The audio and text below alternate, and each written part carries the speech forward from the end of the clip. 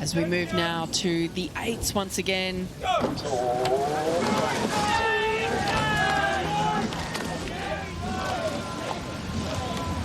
The fury of the eights, the noise of the eights, the explosion out of the blocks. It is the Princess Elizabeth Challenge Cup, the schoolboy eights, Pangbourne College in the Bark Station on the right-hand side of your screen, Eton College on the left-hand side of your screen, and I can't believe how tight this race is at this point, Tom. Wow, I did not expect that, Sarah. I have to say, Eton College, one of the top schoolboy crews, and Pangbourne, they've not had a bad year at all, but not really in the same league as Eton up until this point. They were third in the B final of Championship 8s at the national schools, whereas Eton, I think, were fifth, so a whole sort of 6 or 7 places ahead of them, but really putting on a good show here and keeping in touch. And of course, Eton in the final of this event last year against that incredible St Paul's crew, which absolutely smashed the PE record. So we certainly won't be seeing that record fall for some time. But absolutely a class crew here, Eton College, just starting to move out into about a length lead now. But a great row here from Pangbourne College to really be giving it to them all the way down the course. So perhaps Eton thought they were going to have a bit of a walk in the park in this race, and that's certainly not been the case. Yeah, Wednesday paddle very much not on the cards here. Eton still with the gas firmly switched on, their foot on the throttle, and just trying to break clear of Pangbourne. You can see there the emphasis on the end of the stroke from the guys from Eton, just really trying to drive that boat forward. It looks like they have just about established clear water, but really strong showing from Pangbourne, who, as I say, up until this point have been some distance behind Eton on the domestic scene, but managing to reclaw some of that margin in the last few weeks. There's some incredible athletes in this crew. In the 5-seat of the Eton College crew, Max Shakespeare, 210 centimetres tall. And over in the Pangbourne crew, standing at 208 centimetres in the 3-seat, Charlie Bullen. So some incredibly long athletes in those crews. Yeah, some superb athletes. Max Shakespeare, actually the guy you just mentioned there, Sarah, he's actually a junior world gold medalist in the 8 for Great Britain.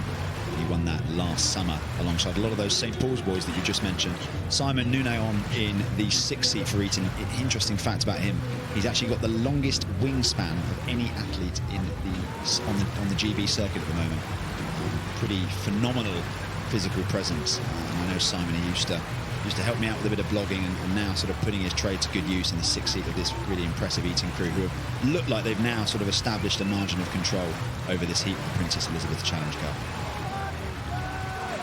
Look, and we would expect to see things unfolding this way. Pangbourne College, third in the B final of the Championship 8s at the National Schools Regatta, but I think that they've done really well. I mean, this kind of racing is just about taking it by the scruff of the neck and giving it a crack. They know they're against one of the informed, one of the top schoolboy crews. They know that Eton are certainly going to be one of the favourites to progress to later in the week. So you go out, you give it everything, especially in the tailwind. Those following conditions can allow you to do that. So I think they've done a really good job here, but now finding the heat a little much to handle coming into the latter stages of this race, and Eton has really started to open up a commanding lead.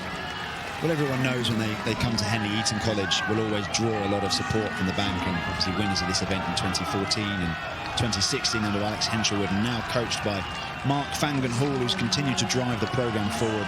I think their national schools result was a little disappointing, so I imagine they'll have undergone a pretty intensive training regime to get the boat back up to speed and in contention for a shot at the trophy that all the schoolboys want to win. As they come past us there on screen, Eton College coming down to the line. No doubt one of the favourites in the Princess Elizabeth Challenge Cup, but another very tough event. They're going to have a very challenging week ahead of them. Unfortunately for Pangbourne College, the road ends here.